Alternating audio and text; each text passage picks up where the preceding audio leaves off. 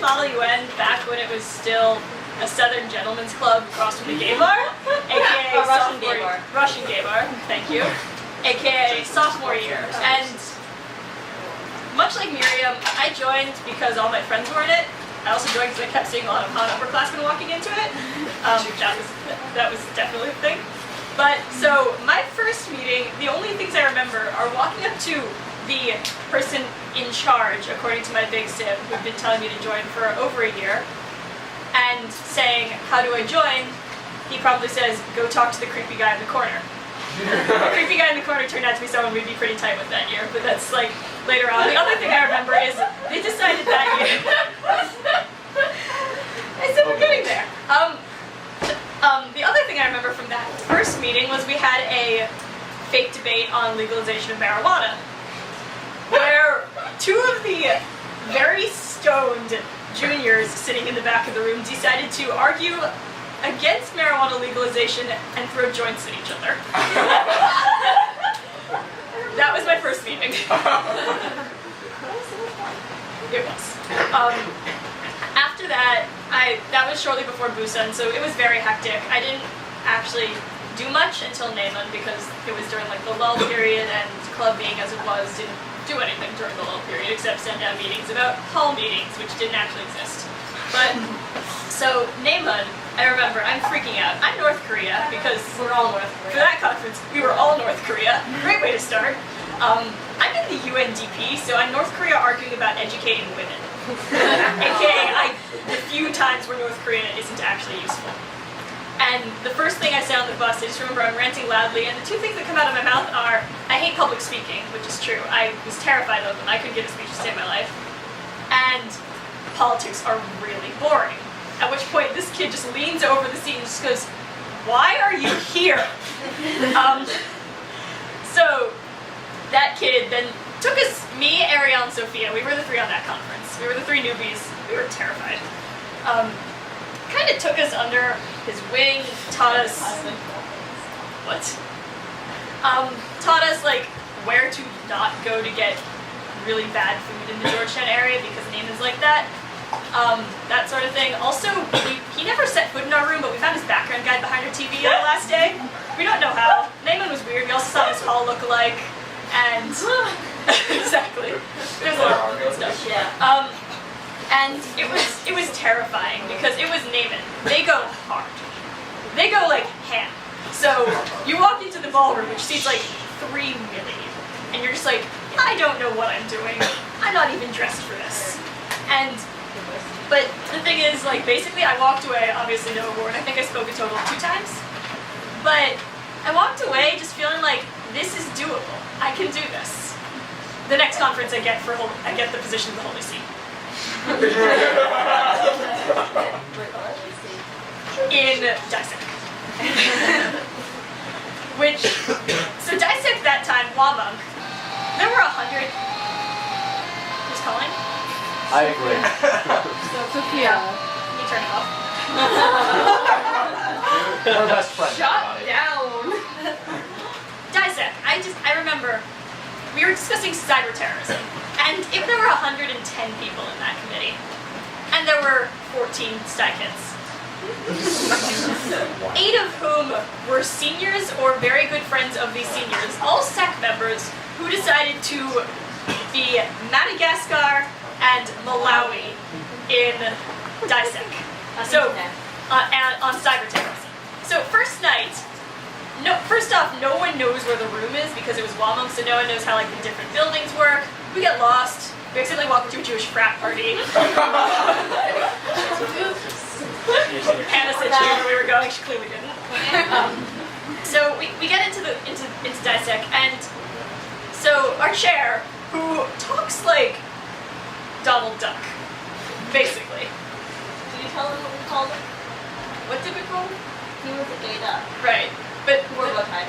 yes, the chair always wore a bow tie, and he talked with a very. He was in love with Equatorial Guinea. He was in love with Equatorial Guinea and that they're very on Malawi, hence why he was like a gay duck. He also told the jokes story. At one point during one of Malawi's speeches, he literally just cracked up. Everyone looks at him in the room and he just goes, keep going, keep going. So it's okay. So our SecGen, Madagascar, just stands up. He's wearing an ill-fitting gray suit for no apparent reason. Wait. No, it was gray. Oh, The white one was his freshman year or something. And just gives a speech about Madagascar's a baby in a pack of wolves surrounded by countries who actually have technology. Something along those lines. And the whole room applauded him for about 5 minutes. And then they shut down the course. And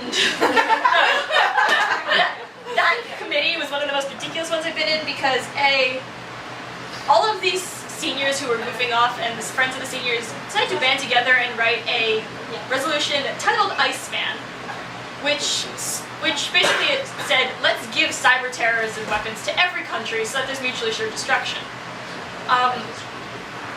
Also, the entire committee was in love with our SecGen. This was extremely uncomfortable. We actually had to field comments along the lines of, that guy is so sexy, do you know him? Yes, he's our SecGen. And then there was this guy, Equatorial Guinea. Equatorial Guinea was from a small school in Northern Virginia. He did not know what he was doing, but he thought he knew exactly what he was doing. So did the chair. Equatorial Guinea got the gavel. That's not the point, because the two people who got outstanding were Madagascar and Malawi, neither of them were great position papers. But Equatorial Guinea would write resolution after resolution arguing, let's pay the hackers so that they work for the government instead. We can rehabilitate the hackers. What are you talking about? That's a totally good idea. And then when I told him that was stupid, told me, you don't know what you're talking about, you're religious. Apparently he hadn't actually written a word of his resolution though. It was entirely ghostwritten by his friend who was representing like some NGO. So that doesn't, I don't even know why he won. But, John! Okay, you can continue. hey John! Bless you. John's here. I was waiting for that for 30 So, minutes. I think one of the most interesting moments of Wamunk though was the delegate dance. This was back when Wamunk actually held it in the school buildings and not at a hotel, which was 10 times worse. But, so, due to various reasons involving like song choice and timing, I was a little upset at part of the dance. And so I was walking around with a bit of an upset stomach. Malawi, let's just say who it is, his name's Sam Furnival. He was very preppy and hated people. So he would walk around just kind of with a permanent sneer on his face, like, I'm better than you. Kind of like that. Hurry on the Grow your TV hair a shoots at bit. the club. Except so, Sam sees me walking around like this with watery eyes and says, Oh. Nina, are you okay? Except he says in this very gruff voice, like, Nina, are you okay? And I'm like, I'm fine. I really don't want to deal with him at this point. I just want to sit somewhere and talk to my friends. He's like, Nina, are you okay? I'm fine, Sam, leave me alone. At that point, we went into the bathroom and talked. He sends two of the senior girls in to spy on us. I come back out, he's like, I'm like, are you okay? He's like, are you okay? And I'm like, yes. He's like, no, you're clearly not. He continues to hound me about this for an hour until we go to Walgreens, at which point I just kind of see a wall of chocolate. I'm just like, this is an opportunity. Say very loudly, I want my chocolate, and I want it now. At that point, he just kind of looks at me and just goes, oh.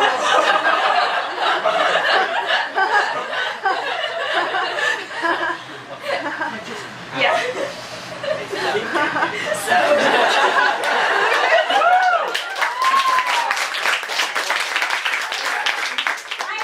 What are we clapping for?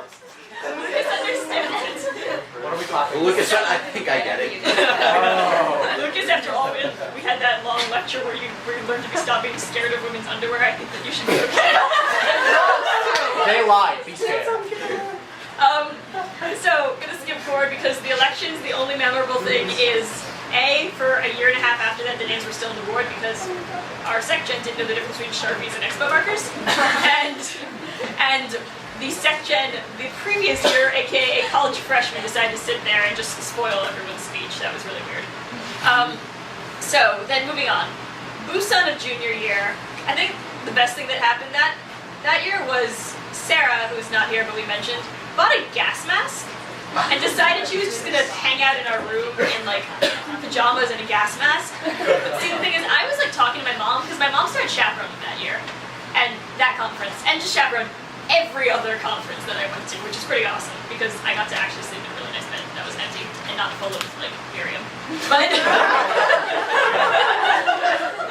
you should be so I walk back at like 2 in the morning, 1 in the morning, and Sarah just opens the door in a gas mask, walks back to the bed, starts stroking Sophia's head in a gas mask, and doesn't say anything.